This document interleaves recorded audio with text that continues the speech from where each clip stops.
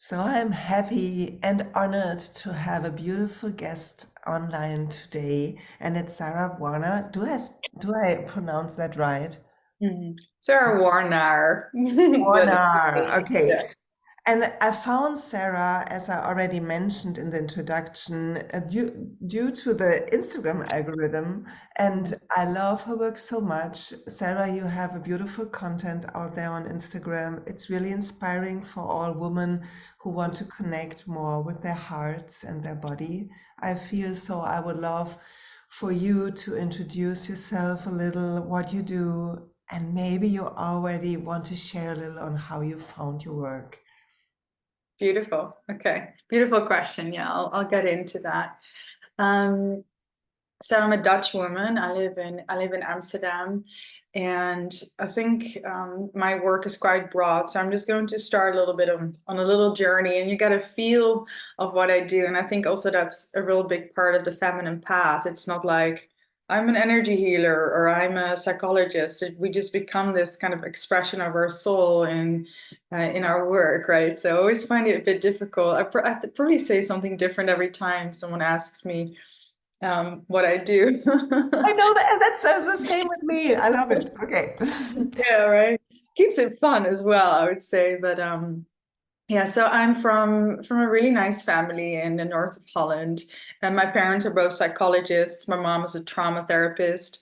So I was really raised in that kind of culture, really with interest in people, interest in why people work the way they do, and also with a kind of a mission of that you're here to help and guide and give love to people who might have hard times. That's really what I grew up in. And also my parents are atheists. So that's an interesting little point about how I got onto this path. So fast forward around I was 17, I started working as an international model. So kind of like following the dream of going from this small town. I traveled all over, kind of the whole thing, New York and Milan and everywhere for many years.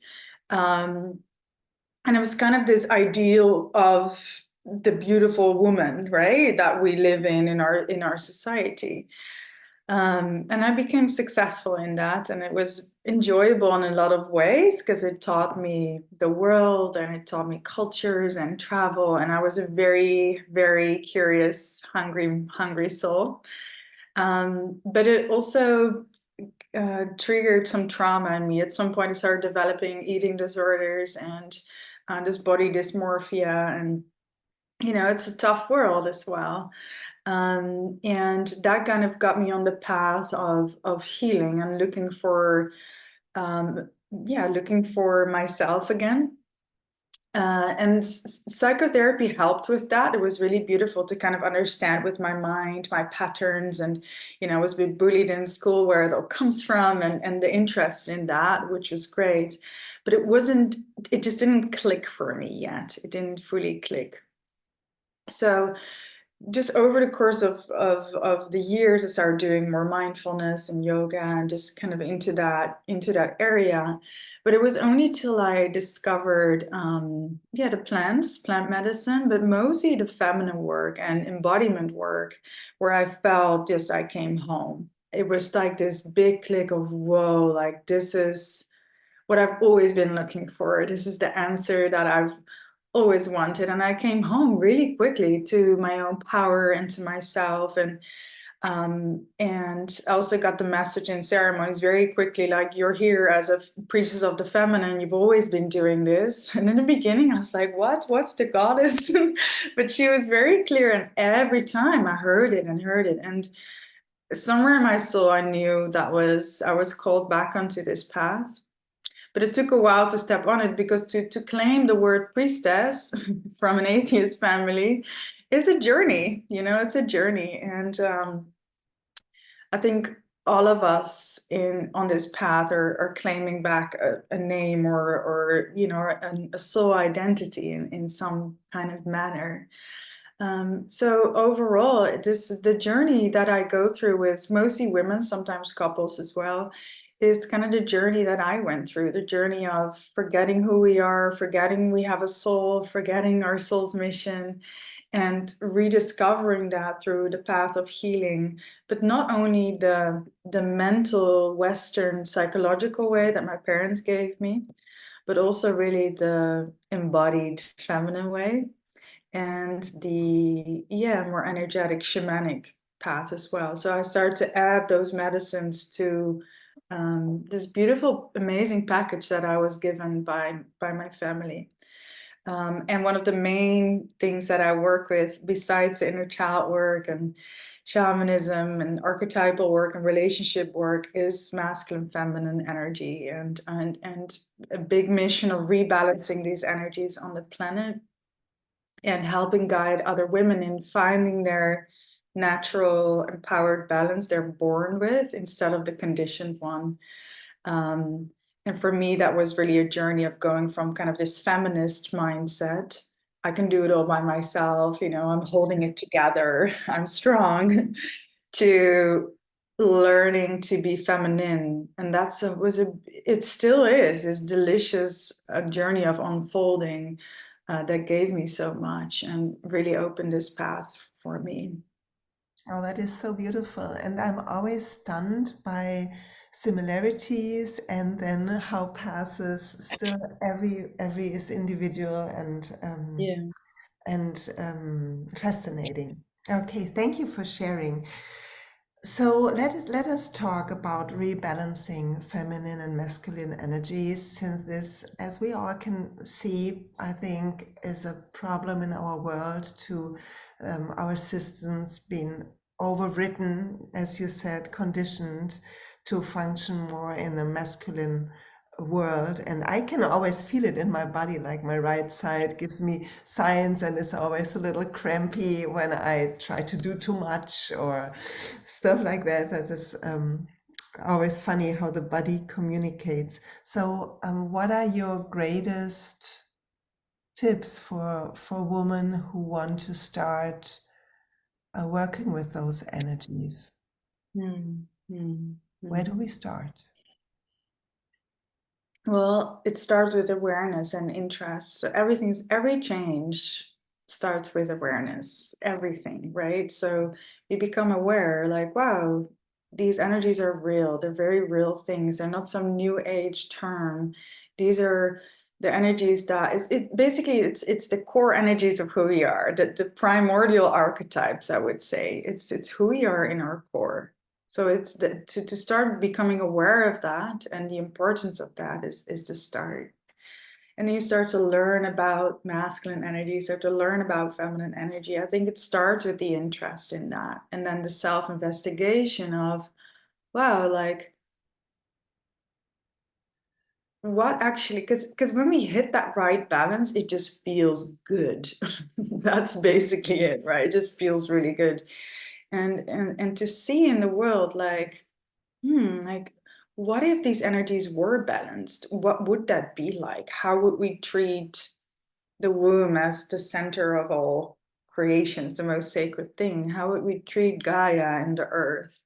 How would our political systems and banking systems differ? How would wars be fought? Would they even be fought still? So to really start to get awareness of the crookedness in the imbalance of these energies, right? And then how that reflects in yourself as well.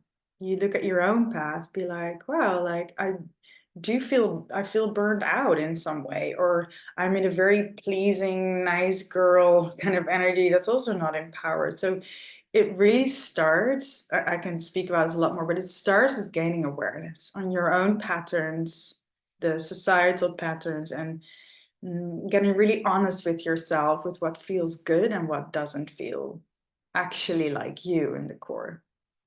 Yeah, that is so true. And yet, it sounds simple, but it is difficult for us, I feel, because what you mentioned, the nice girl syndrome, like the people pleasing, I'm 50, turning 54 next month.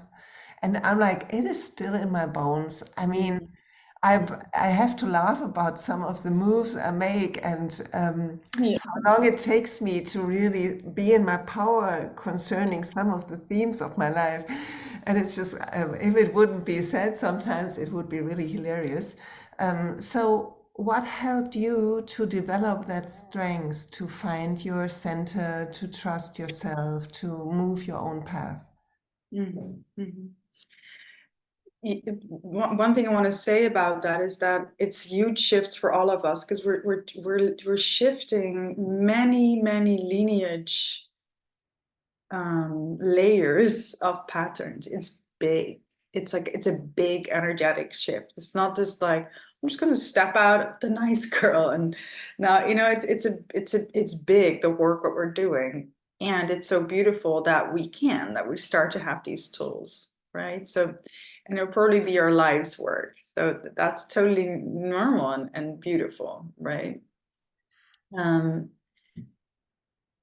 I think it was just there was unfortunately, sometimes we change when we're really sick of things, right? It's just how people often work. We really walk into a wall maybe 4 or 5 times and then we change. I think that is something that often happens. Right. At some point, it might become softer. You just go, let's look at that. Let's redirect that. But in the beginning, it was a harder lesson for me, for sure. Um, but it was really about, I felt not good in my body. I felt stuck in my body. I didn't feel juicy in my body. So it was really just, it created an urgency. And I think when we feel an urgency, we start to move, Yeah. right? The urgency. Um, and then I just, I saw women who were like free in their sexuality, not seducing or numbing, but they could hold it. And I was like, I want that, like, wow, or they just dance or just, there was just this glorious femininity about them that just felt like an urgency for me. Like, I want to feel that, whilst being alive in this lifetime. Um, and also in relationship was a big one for me. I felt just not fully met in what I wanted. And I started to be attracted to different kind of men through this work because I was like, what do I really? It's about your deepest longings, right? Your deepest longings, I believe, come from your soul, and they kind of come through you, like these beautiful kind of tentacles in the world, and they kind of guide you back to your soul, like these deep longings. And one of them for me was like, I want to be a fully expressed woman. I want to be a woman who's on her mission, and I want to be, in like a polarized, beautiful relationship. Those were urgent longings for me. Um, and then when I looked at what I wanted in a relationship, I wanted to actually be softer. I didn't want to hold it all together. I didn't want to um, be the leading one. I didn't want that anymore. So in order to establish that, I had to shift something within myself. Then I'm like, wow, then I need to soften.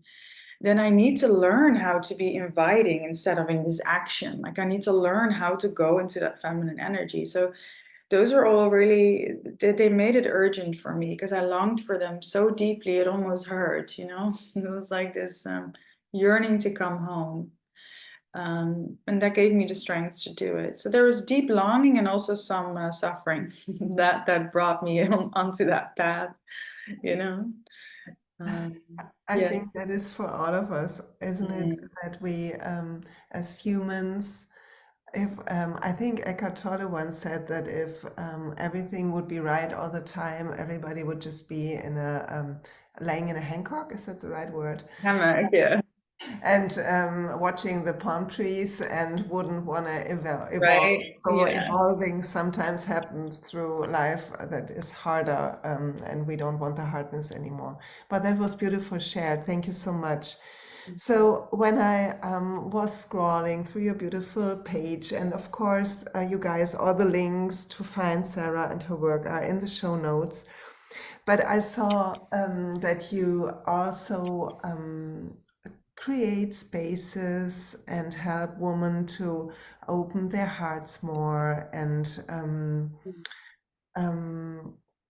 connect more with not only their body but with their true power, if I can say it this way. So maybe you want to share a little about your work on that, in that space, or of your own journey, whatever feels right for you. Yes, for sure. Yeah, for me, the path to feminine is the path of the heart. And that means to live in love. And that sounds fuzzy, but it's kind of brutal sometimes, because love is the truth of your expression from moment to moment to moment, the truth of your heart. And there's so many layers covering that through our conditioning, through shame, through fear. But that heart energy, that heart love, that heart expression is the feminine, right? It's feeling, it's emotion, it's intuition, it's this ever-changing radiance of the feminine, right? Whereas masculine is more the frame for that, the frame, the focus, the container, you could call it, the awareness. So feminine work is about peeling back all these layers so that we can become broadly expressed again, right? And often we're very small in our expression. We become conditioned, not too much, like we're balancing on that kind of width. Whereas in this path, it's about the opening of the heart and the truth of our heart. And that's a peeling back of all the layers, right? The peeling back of all the layers that armor that or numb that or feel like you need to hold it all together. And when we start to open the heart, the natural radiance, the natural guidance can start to come again. And the opening of the womb, it's another story, but it's always hard womb for a woman. It's like the two hearts of a woman, right? The two power centers. And this is really the ascension of the feminine, is really the descent from the head to the heart to the womb, and the opening of these centers, and letting our body guide the way, not our mind, not only our mind. There's some of that. We're not, what I've seen every time again is that there's such wisdom right there in your body. It's a feminine oracle, right? You can call that too, the feminine oracle. It's her intuition, her emotional knowing. It's her channel to the divine that we naturally have when we start to open and peel back these layers. And what starts to happen is that your truth starts to shine through, your soul starts to shine through, and it has a certain kind of blueprint, and it will guide you throughout your entire life, in your mission, in what feels true and not. And that's kind of our job as the feminine, to offer our heart fully to our partners, to the world. And it's this feeling through our heart that wakes others up, that awakens our men or our partners, and that wakes the world up from this kind of mind numbness or this wounded masculine kind of pressure. It's really the opening of the feminine heart that will do that. We can't do it through reasoning only. It's really the awakening of the heart. And the heart is connected to the soul. So that's that path. So I'm really passionate about helping women open that part, because it's their power, it's their deepest power. So I will guide, that's a lot of guiding that I do, and deconditioning, but also learning how to express your heart, right? And not to keep it in, freeze it up, but not to spit it out. But how can you I call it the art of the heart. How can you reveal and express your heart artfully in the world, and live in the truth of that, and so that's the opening of the feminine, and it's also living in your cyclical nature and living in your heart and doing embodiment work. So that will open your feminine. But something that's often maybe not seen in that space is that we can't open that if we don't feel safe. the feminine can't open if she doesn't feel safe. So a big part of my work in feminine work, which I find important to not only work with the feminine, is actually work with finding safety and reconciling with the masculine. It's a huge part, right? So that there's a healing and reconciling with the inner masculine. I can hold myself. I'm my own safe space first. I protect myself. I'm my own encouragement, your inner king. And God, or the divine masculine outside of yourself, this energy that always has you and loves you and holds you. That's the base. If you feel that, if you start to reconcile with that, your feminine naturally actually softens. She goes, you know, she's receptive. She likes to be penetrated with energy. So I found that, yes, we can open into all these feminine spaces, but you have to create the frame outside of yourself and inside of yourself so she can open in that way. And what often happens is we too quickly look for that in an external man, external masculine, which should be kind of last, right? So for me, that's really important that we anchor in our inner union first before going into really deep feminine work where it doesn't feel fully safe yet within ourselves, or stepping into a relationship where we haven't anchored in our own safety first. Yeah, bit of a segue there, but it's beautiful. it's an important asset that I find often a bit missed in the polarity kind of world. Yes, and it was great that you mentioned it, because I feel that so my work differs, of course, from yours, but I feel that when I look at my own journey, or when I look at the journey of my clients or students, that there's a bond between living in a unconscious fear that is conditioned or trained, the system feeling threatened in some way, and which leads to more running in life, more trying to control, more a masculine energy behavior to trying to, I don't know, create something where we have like an illusion, if we just run enough, we will someday be there and have the relief. And that is, I think, one of the big misleadings of our time.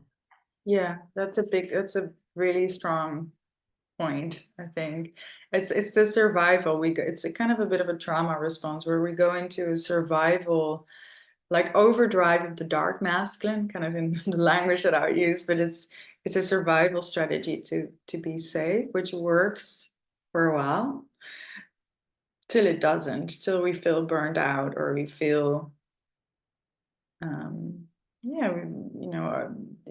some kind of overworked kind of feeling it then gives, because our feminine's knocking on the door. She's like, feel me, express me, come home to me, you know. She'll keep on doing that.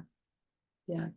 And then also to maybe not call that just masculine, but that's a wounded masculine. You know, the masculine, it's also a rewriting of what masculine means. Masculine is much more gentle. You know, it's really this safe space holder. And yes, he'll fight for you and get his sword out and protect you and, you know, kill for you if he needs to. But and there's a drive and a purpose, but it's much more like this kind of Jesus energy that it's very kind, you know, overall. Oh, that's a beautiful distinction. Yeah. Thank you. Yeah, that's great. Yeah. Okay, let's switch topics. Might get a little wild now, but Go for it. since we both agreed that we're gonna do a short but spicy podcast together, so I saw you dancing. You dance beautiful on Instagram, of course, and embody your feminine. So, your favorite dance song for us, please, right now. Is there one? Could you name one or two, maybe? Gosh.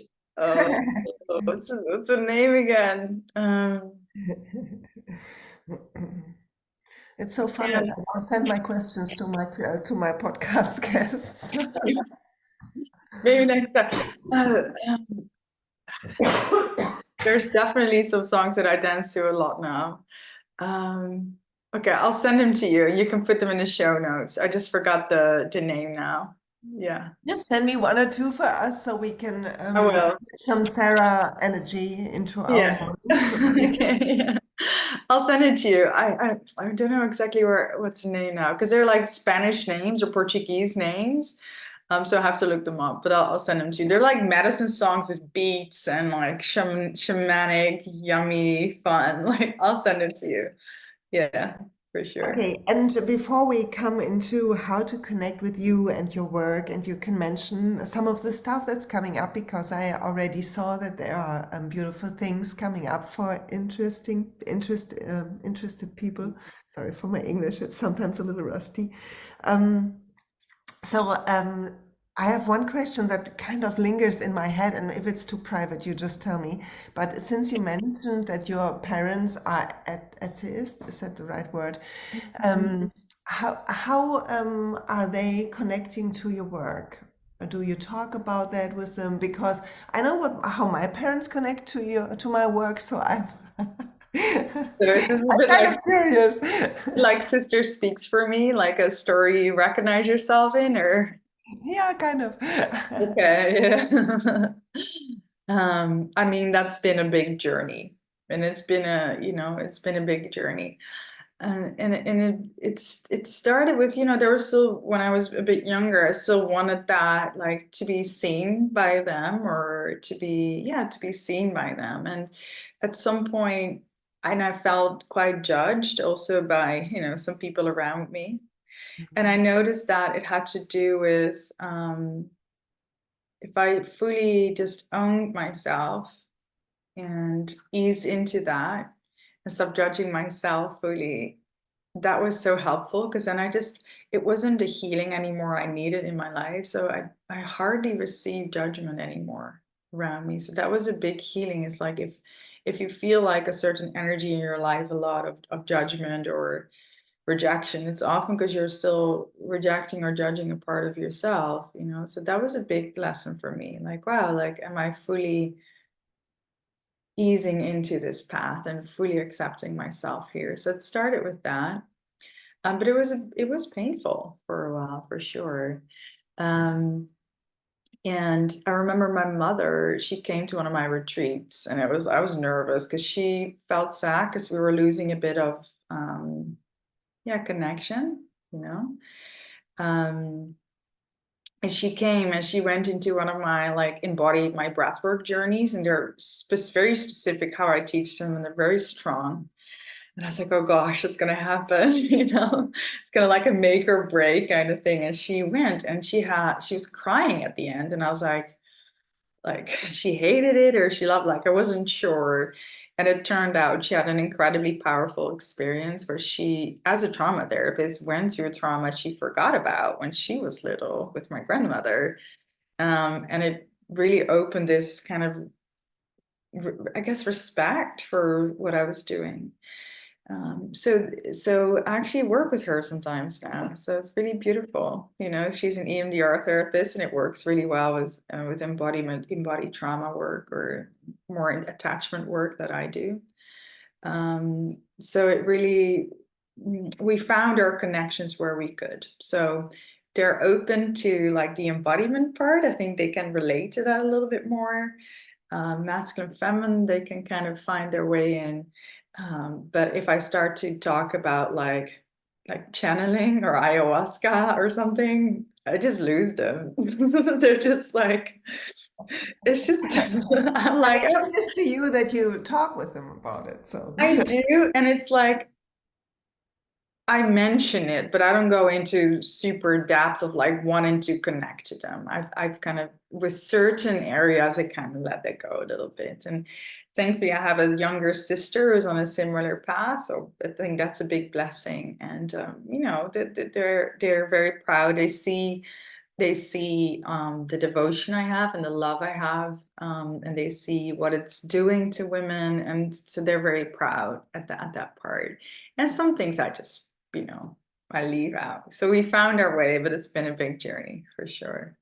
Yeah. Thank you for sharing. I know that was a very private question, but I was curious because I know Yeah. my parents love me, and yet they have a different approach to life or to Yeah. view on things.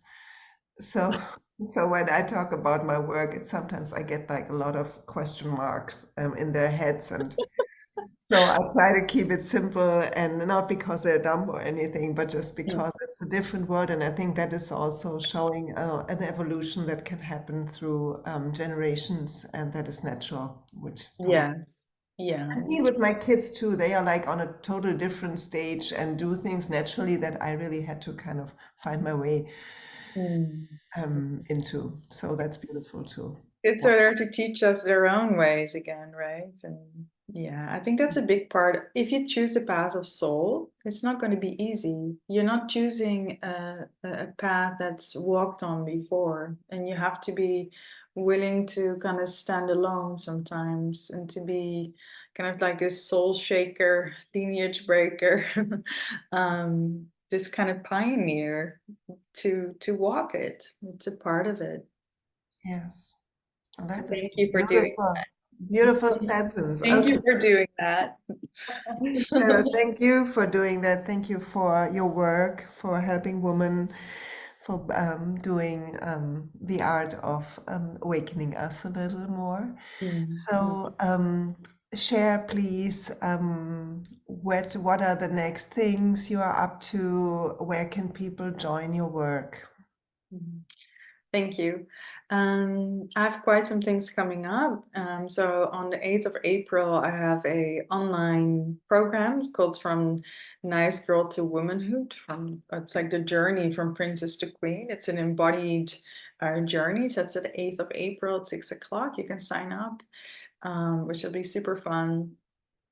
And then I have a retreat in April coming up, 17 to 22.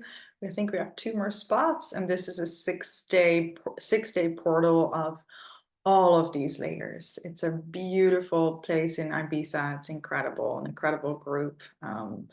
It's really magic, from inner child to masculine, feminine to sound healing to archetypal work. All of these layers. It's a joy. And then I have 2 more retreats in May and June back to back, similar, but they're with ayahuasca too. So then we weave in the feminine workshops with 1 night or 2 nights of ayahuasca, depending on the retreat. And so those retreats are a bit more low budget, and the April one is like a bit more luxury, yummy. So there's something for everybody. And after that, I have a year break. So yeah, that's it for now. Beautiful, beautiful. Any plans for your year break, or will you just really let it flow to you? I mean, I will continue, what I'm doing now, still online, but I'm taking a break from, 1 year of retreats, and then I'll come back. I'll come back for that. I still have my online temple program. It's just full for now, so I can't really. It will start again next February. So I have an online community that I work with women, but it's yeah. This one's full for now. You can sign up in May, and then you start in February. That's a big heart offering of mine as well. So Great. That's beautiful. mm, Sarah, thank you so much for your time and your work. And I always have one last question I ask every guest, and what comes spontaneously. I don't share those questions, so I don't want the people to be too calculated in their answers. So, is there a book, besides of your own work, but is there a book that you would really recommend the woman listening right now?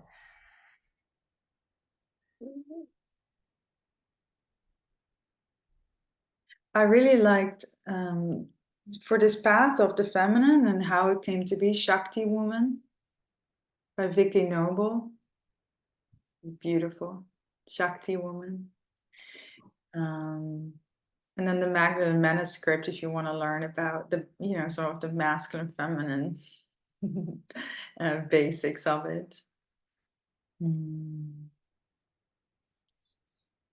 Yeah, those are really beautiful. Beautiful. Thank you for sharing. Have a great day, and we will continue watching your work. Beautiful. Hopefully, stay connected. So, thank you so much.